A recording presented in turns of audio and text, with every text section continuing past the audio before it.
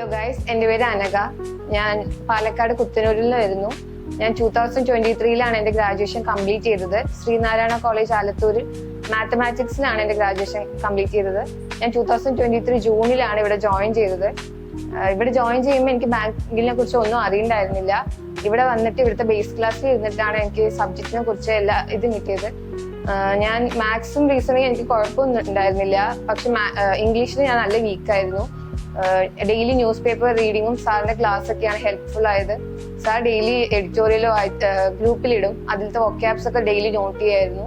അങ്ങനെയാണ് ഇംഗ്ലീഷ് കുറച്ച് ഇമ്പ്രൂവ് ആയത്. പിന്നെ കറണ്ട് അഫയേഴ്സ് ഞാൻ ഡെയിലി നോക്കിയിട്ടുണ്ടായിരുന്നില്ല. പിന്നെ എനിക്ക് മനസ്സിലായി കറണ്ട് അഫയേഴ്സ് നന്നായി മാർക്ക് കിട്ടുന്നില്ല എന്ന്. മീൻസ് ക്ലിയർ ചെയ്തായപ്പോഴാണ് മനസ്സിലായത് കറണ്ട് അഫയേഴ്സ് സ്റ്റാർട്ടിങ് തൊട്ടേ നോക്കണമെന്ന്.